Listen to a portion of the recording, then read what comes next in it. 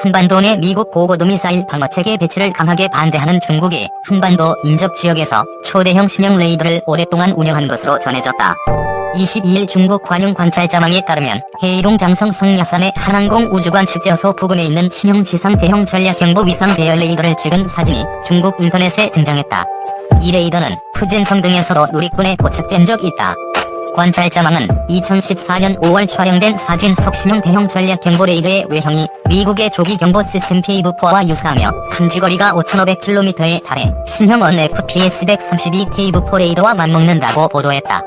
관찰자망은 탐지거리 3,000km인 기존 7,010평 레이더가 중국의 항공 우주 발사와 미사일 경보 수요를 맞출 수 없게 되자 동북, 서남, 동남, 서북 지역에 잇따라 신형 대형 전략 경보 레이더가 설치됐다고 전했다. 레이더의 임무는 원거리 방공과 미사일 방어, 우주 목표물 감시 등으로 관측되고 있다. 이와 관련 해외 군사 전문 매체들은 중러 접경 지역에서 불과 130km 되는 지점에 있는 이 레이더가 중국의 미사일 방어 시스템을 구성하는 X밴드 레이더의 한 종류라는 분석을 제기했다. 중국 언론에 따르면 캐나다 군사평론지 카나디 펜스 리뷰는 해이롱 장성에 있는 X밴드 레이더의 안테나 크기가 30×24m로 미국의 페이브4 레이더와 비슷한 크기라고 분석했다. 해이롱 장성 레이더는 방향 전환이 가능하며 러시아의 시베리아에 있는 미사일 기지에서 발사된 대륙간 탄도미사일과 북극 궤도로 발사되는 미국의 대륙간 탄도미사일을 조기에 탐지할 수 있다. 미국의 알래스카 전체도 이 레이더의 탐지 범위에 있다. 중국군이 신장이 고래자치구와 쿠얼러에 배치한 S밴드 위상 대열 레이더는 15.7×17.8m 크기로 해이롱 장성 레이더와 다른 종류다. 영국 군사 전문지 IHS 제임스 디펜스 위클리는 푸젠성에도 해이롱 장성의 X밴드 레이더와 유사한 레이더가 배치되어 있다고 전했다. 카나디 펜스 리뷰는 중국이 대형 X밴드 위상 대열 레이더와 S밴드, T밴드 원거리 조기 경보 레이더 시스템 구축, 2에서 4개의 탄도미사일 조기 경보 위성 발사 등 3가지 측면에서 미사일 방어 시스템을 구축하고 있다고 분석했다. 중국 전문가들은 중국의 신형 이상 대열 레이더 설치가 2011년 미군 기지 등이 있는 오키나와에 설치된 JFPS-5 대형 이상 대열 레이더에 대응하려는 것으로 관측했다. 한편 중국이 최신형 이상 대열 레이더를 통해 세계 최강 스텔스 전투기인 미국의 F-22 랩터를 탐지할 수 있다는 주장도 중국 관영 언론 중심으로 나오고 있다. 중국 군사 전문가인 인조는 최근 관영 중앙TV 인터뷰에서 F-22의 스텔스 기능이 절대적이지 않다며 동중국해 방향으로 배치한 초단파 레이더가 F-22를 감지할 능력이 있으며 공중 조기 경보기 궁중-2000, 궁중-500 등 조기 경보기도 F-22를 감지할 수 있다고 주장했다. 중국 언론은 2014년 산둥성에 배치한 JY-26 레이더가 F-22를 포착했다고 보도했다고 대만 둥선 신문이 전했다. 중국 전자과기 집단공사가 개발한 JY-26 레이더는 스텔스 기능 탐지 능력을 갖췄지만 탐지거리가 500km에 불과하다고 둥선 신문은 보도했다. 중국이 최근 열린 주하이어쇼에서 미군의 최신의 스텔스 전투기를 탐지하는 첨단 레이더를 공개한 가운데 미 국방전문지가 중국이 해킹을 통해 훔친 미국의 정보로 제작한 것이라고 주장했다. 23일 중국 관영 환추수가 오는 미국 국방전문지인 디펜스 뉴스가 중국의 JY-26 레이더는 외형이 미국 로키드 마틴사의 3DNRR과 매우 유사하다면서 이같이 주장했다고 전했다. 이에 앞서 주하이어쇼 개최 기간 중국이 이 레이더를 공개한 가운데 중국 언론은 이 레이더가 작년 3월 한국에서 미군 첨단 스텔스기 F-22의 작전 과정을 감시했다고 주장했다. 중국 언론은 또 14연구소가 자체 개발한 JY-26은 극초단파를 이용해 스텔스 전투기를 탐지할 수 있는 레이더로 스텔스 전투기를 정확하게 탐지해 무력화하고 극탐지 반경도 500km에 달한다고 설명했다. 중국 산둥성의 동쪽 해안에서 미스텔스 전투기 F-22가 작전을 벌였던 한국의 군산과 오산 기지까지의 거리는 400km다. 만약 중국의 주장이 사실이라면 이는 한국을 포함해 일본, 인도 등 국가들이 도입할 예정인 스텔스 전투기 F-35는 물론 미군의 F-22, B-2 등 전투기도 무력화되는 것으로 아시아 지역 전력의 지각 변동을 일으킬 수 있다. 이런 가운데 리처드 피셔 국제평가전략센터 선임연구원은 JY-26 레이더가 로키드 마틴의 3DNRR 레이더보다 송수신 모듈이 적지만 외형적으로 매우 비슷하다면서 중국 해커들이 지난 2009년 4월 로키드 마틴에 대한 인터넷 공격을 한 가운데 레이더 관련 정보를 빼내지 않았다고 확인할 길이 없다고 주장했다.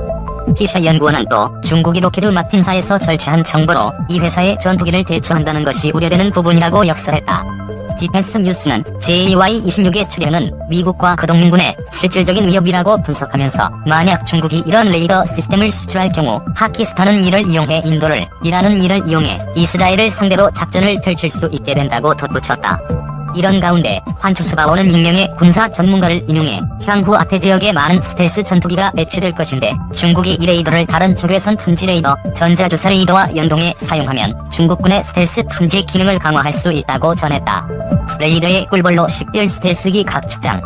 공중에서 작전 비행을 하는 F-35E와 F-22 같은 스텔스 전투기는 레이더의 실제 꿀벌이나 구슬과 같은 크기로 나타난다고 한다.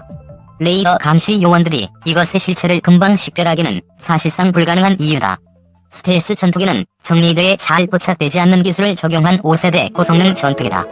레이더는 마이크로파 정도의 전자기파를 물체에 발사해 반사되는 전자기파를 수신해 물체와의 거리, 방향, 고도 등을 파악한다. 레이더 피탄 면적인 RCS가 적을수록 탐지될 가능성은 작아진다. RCS를 비교하자면 사람은 1제곱미터, F-15와 F-16 전투기는 각각 25제곱미터, 5제곱미터이다. F-35는 0.005제곱미터, F-22는 0.0001제곱미터 수준이다.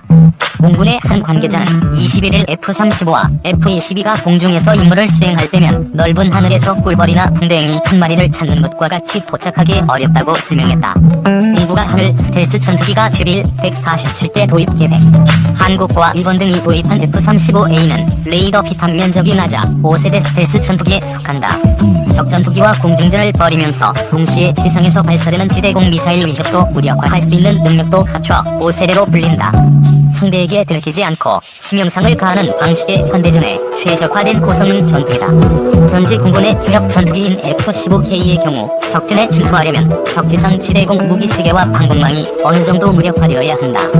예를 들어 SA 계열의 지대공 미사일이 촘촘히 깔린 북한과 같은 지역으로 F-15K가 단독 침투해 작전을 펼치면 생존 확률을 보장받기 어렵다. 서해 북방 한계선 일대에서 북지전이 발생했다고 가정하면 한포와 SA-5 지대공 미사일, 이동식 발사 차량, 미그-23, 29 전투기 등이 동시 움직인다. F-15K 단독 출격으로는 이런 동시 위협에 대처할 수 없다는 것이다. 상대방 전투기나 지상 레이더에 포착되지 않는 F-35E와 같은 스텔스 전투기라야만 이런 위협에 동시 대응할 수 있다는 것이 공군의 설명이다. 한국을 비롯해 주변국들은 스텔스 전투기를 도입하거나 속속 개발 중이어서 동북아 하늘이 스텔스기 각 축장이 되는 것 아니냐는 우려도 제기된다.